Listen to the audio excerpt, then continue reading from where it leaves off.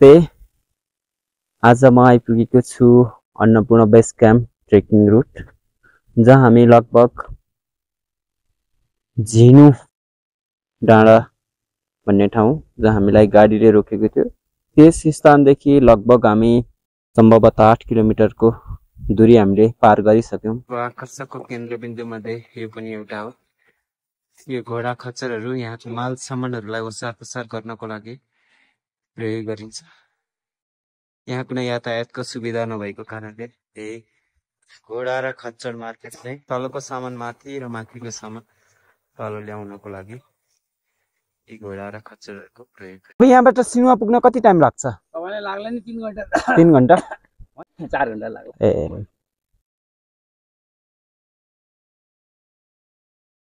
अहिले हामी आइपुगेका छौँ अन्नपूर्ण गाउँपालिकाको चोमरङ भन्ने ठाउँमा।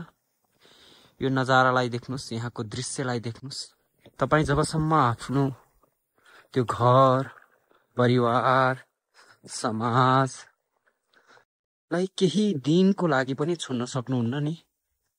यदि तपाईं साँच्चै त्यो आफ्नो घर, परिवार र दासता पूर्ण जिन्दगीबाट केही छिनको लागि भए पनि तपाईं बाहिर निक्लिन सक्नुहुन्न भने तपाईं सोच्नुस्, तपाईं अझै पनि दासतामै बाँचिरहनु भएको छ। जबसम्म तपाईं भन्दा बाहिरको त्यो पृथक जगत, जसले अप्रकट रूपमा, अवाक्यम रूपमा तपाईलाई केही सन्देशहरू पठाइरहेको हुन सक्छ, त्यो सन्देशहरूलाई जबसम्म तपाईले दृश्यात्मक तरिकाले श्रवण गर्न सक्नुहुन्न, सोच्नुस् तपाईं स्वतन्त्र होइन, तपाईं दासतामा बाँचिरहनु भएको छ। आफूलाई त्यो दासताबाट बाहिर निकाल्नुस्। कमसे कम जीवनको कुनै क्षण अथवा जीवनकालको एउटा वर्षकालको कुनै केही दिन त्यो आफ्नो दासता युक्त कर्मबाट केही क्षणको लागि भए पनि बाहिर आउनुस्। यसले तपाईको मानसिकतालाई झकझोर बनाउँछ भने तपाई भित्रको त्यो असीमित क्षमताहरूलाई पनि उजागर गर्नको लागि चाहिँ महत्त्वपूर्ण भूमिका खेल्न सक्छ। यसलाई महत्त्वपूर्ण कडीको रूपमा लिन सकिन्छ। अहिले हामी आइपुगेका छौँ छोमरङलाई पार गर्दै लोअर सिनुवा, त्यो ओह्रालो सकेपछिको त्यो उकालोको पनि मध्यबिन्दुमा आइपुगे। केही समयको थकानलाई विश्राम दिँदै पुनः हाम्रो गन्तव्यतर्फको यात्रा अगाडि बढेको छ। यहाँका यी विदेशी तथा स्वदेशी पाहुनाहरूका लागि यस सजावट, यातायातको सुविधा नभएको कारणले यहाँसम्म दैनिक उपभोग्य सामानहरू पनि खच्चर, घोडा लगायतबाट ओसार पसार गरिने यस क्षेत्र 100 रुपियाँ तिरेपछि त अब सानो के भन्छ। हुन्छ, यहाँसम्म ल्याइपुर्याउनलाई पनि धेरै गाह्रो छ। भौतिक रूपमा केही कठिनाइहरू हुन सक्छन्, त्यसका बावजुद पनि तपाईले यदि प्राकृतिक रूपमा तपाईँ आनन्दित हुने हो भने, खुसी हुने हो भने, सन्तुष्ट हो भने यसको विकल्प त धेरै हुन सक्छन्। ती विकल्पहरू मध्येको यो एक हो भन्दा अतिशयोक्ति भने हुँदैन। आन्तरिक रूपमा त्यो तनाव सिर्जना गराउने यहाँ कति पनि ती स्रोत साधनहरू छैनन्। यहाँ छन् त ती सम्पूर्ण प्राकृतिकसँग जोडिएका, प्राकृतिक मनोरम दृश्यले हाम्रो तन र मनलाई पनि एउटा हिलिङ गर्ने त्यो एउटा ऊर्जा, त्यो एउटा शक्तिको अनुभूति भने यहाँ पक्कै पनि गर्न सकिन्छ। भौतिक स्रोत र साधनको कमीले पनि यहाँको यो समुन्नत गाउँ, समुन्नत समाज, जसले फेरिको केही वर्षको अन्तरालमा फेरि मुहारलाई साँच्चै पनि भन्नुपर्दा यो एकदमै स्वागतयोग्य रहेको छ। आज परेको यो सिमसिम झरी, त्यो सिमसिम झरीलाई पनि व्यवस्था गर्दै आफ्नो लक्ष्य प्रति दृढ रूपमा अटल र आफ्नो लक्ष्य प्राप्तिको लागि इसारा व्यवधानहरू, इसारा कठिनाइहरूलाई पनि व्यवस्था गर्दै अन्ततः म आइपुगेको छु अप्पर सिनुवा जुन समुद्री सतहदेखि 2360 मिटरको उचाइमा रहेको छ। सिमसिम पानीले शरीरमा चिसो पनाको उत्पन्न गराइरहँदा पनि कति पनि विचलित भइरहेको छैन। बिस्तारै है पुगिन्छ बेलुका साँझसम्ममा है। ए हस्, थ्याङ्क यू आमा। हेर्नुहोस् अघिसम्म मुस्कुराइरहेकी ती हिमाल अहिले घुम्टो उडेर लाजले धपक्क बलेकी छिन्। लाजले आफ्नो पछ्यौरी ओढ्दै आफ्नो त्यो सुन्दर चेहरालाई त्यो घुम्टोभित्र सजाइरहेकी ती हिमाल लजाइरहेछ भन्नुको मतलब त्यो पछ्यौरीभित्र अझ आफूलाई गमक्क पारेर श्रृङ्गार स्वर श्रृङ्गारले सजी भोलिका ती त्यहाँ आउने आगन्तुकहरूलाई अझै आफ्नो सुन्दर प्रस्तुति दिनको लागि अभ्यस्त रहेकी ती हिमाललाई मैले यहाँबाट परिकल्पना गरिरहेको छु। त्यो हिमालको परिकल्पनामा कहीँ कहीँ म हराइरहेको हुन्छु। त्यो हराइरहेको मलाई पनि कहिलेकाहीँ आफैभित्र भेट्टाइरहेको हुन्छु। भेट्टाउँदा भेट्टाउँदै हराउँछु, फेरि हराउँदा हराउँदै भेट्टाउँछु। यही प्रक्रियामा म यो यात्रारत छु। यो यात्राले मलाई लाग्छ म अझै प्रफुल्ल हुँदैछु। यस स्थानदेखि सुरु भएको यो हिम बर्सात, हिमको ससाना अवशेषहरू मिसिएको यो बर्सातले मेरो हिँडाइको गतिलाई यो अप्पर सिन्वा कटिसकेपछि यो जङ्गली परिदृश्यहरूले मेरो मनलाई आनन्दित तुल्याइरहेको थियो भने साथसाथै हिमको अवशेषहरू मिसिएको यो बर्सातले केही चिसोपनाको अनुभूति हुँदै गरेको थियो भने यी जङ्गली परिदृश्यहरूलाई मेरो मनलाई आनन्दित तुल्याइरहेको थियो नै।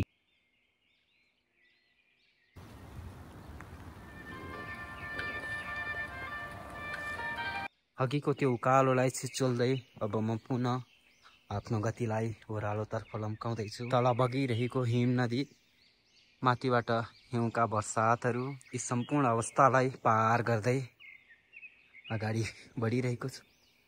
हिम वर्षाको साथसाथै आनन्दको पनि बर्सात भइरहेको छ। ब्याम्बो प्रवेश गर्दैछौँ। ब्याम्बो यो 2145 मिटरको उचाइमा रहेको छ। अघि हामी 2360बाट अन्ततः हामी तल झर्दै झर्दै 2145 मिटरमा आइपुगेका छौँ। यहाँबाट अब हामी ब्याम्बो प्रवेश गर्दैछौँ। यो बर्सातलाई छिचोल्दै अन्ततः हामी गन्तव्यको अझै नजिक, अझै समीपमा पुग्दैछौँ। जीवनका ती यावत क्षणहरू जसले क्षणभरको प्रफुल्लतालाई क्षणभरमै विलीन गराउँथ्यो भने यो जीवनको अत्यन्तै मनोरम, हृदय स्पर्शी, प्रकृति स्पर्शी यो क्षण मेरो लागि सबैभन्दा अद्भुत क्षणहरू मध्येको एक हो। कति सुन्दर पुष्पहरू जसले मलाई स्वागत गरिरहेको छ, अथवा यहाँ आउने हर पर्यटकलाई, बाह्य तथा आन्तरिक पर्यटकलाई स्वागत गर्नको लागि आफू यो चिसोमा कठ्याङ्ग्रिएर पनि हामीलाई स्वागत गर्नमा कति पनि कसर। गुरुदेवको असीम कृपा भन्दा अतिशयोक्ति नहोला। मैले आज यो पैदल यात्रा जुन सामान्य मान्छेको लागि कल्पना भन्दा बाहिरका पनि हुन सक्छन् कतिपयको लागि, त्यो यात्रालाई पार गर्दै गर्दै म गन्तव्यको धेरै नै नजिक आइपुगिसकेको छु। अनवरत हिम वर्षा, हिम नदीको सुस्केरा, यो जङ्गलको मार्गलाई पार गर्दै सन्ध्याकालीन अवस्थामा घडीमा समयको 6 बज्नेवालामा छ, तर पनि मेरो यात्रा रोकिएको छैन। मेरो त्यो गन्तव्यसम्मको यात्रा, जुन मेरो अठोट, त्यो अठोटलाई सार्थक रूप दिन कति पनि कसर बाँकी राख्ने छैन। माथितिर ती हिमका वर्षाहरू सम्म, ती अवाक्यम, ती प्रकृतिका यी सुन्दरताहरूलाई जबसम्म शब्दको माध्यमबाट कपीको पाना अथवा मोबाइलको डिस्प्लेमा उतारिँदैन नि, यी सुन्दरताहरू अरूको सामान्य, अरूको माझ पुग्दैन। यसर्थ म यो चेष्टा गर्दैछु। म सक्दिनँ भन्ने मेरो परिस्थितिलाई बुझ्नुका बावजुद पनि ती कथित असफलताहरूलाई सफलतामा परिणत गर्ने त्यो कढीको रूपमा भनौं, जे भनौं, म यो प्रयास गर्दैछु। मेरो प्रयासलाई सार्थक सिद्ध पारिरहेको छ यो प्रकृति माताले, यो वन्य जन्तुले, यो वनका चराचुरुङ्गीले। अनि त्यही ईश्वरको अनवरत अनुकम्पाको बावजुद म यो दृश्यहरूलाई, म यो प्रकृतिका सुन्दर दृश्यहरूलाई अवलोकन गर्दैछु। केही समय पूर्व मैले भनेको थिएँ नि, अप्रत्याशित नतिजा हासिल गर्दैछु अथवा त्यो मुकाममा पुग्दैछु जुन मुकाममा म आजसम्म पुगेको थिइनँ, जुन मुकाममा पुगेर मैले त्यो आजसम्म आनन्दको अनुभूति गरेको थिइनँ। यो मुकाम अनवरत यात्रा, अप्रत्याशित भन्नुपर्छ यसलाई, दोभानसम्म आइपुगेको छ। यो समुद्री सतहदेखि 2505 मिटरको उचाइमा रहेको छ। कहिले उकालो, कहिले ओह्रालो, कहिले सम्म यी सारा यी मार्गहरूलाई छिचोल्दै, यी बाटोहरूलाई छिचोल्दै अन्ततः यो दोभान भन्ने स्थानमा म आइपुगेको छु।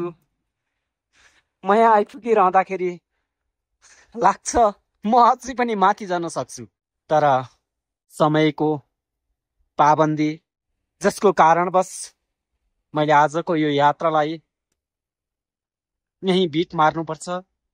किनकि 8 देखि 9 घण्टाको यो पैदल यात्रालाई पार गर्दै यही समय पूर्व म त्यो पर थिएँ।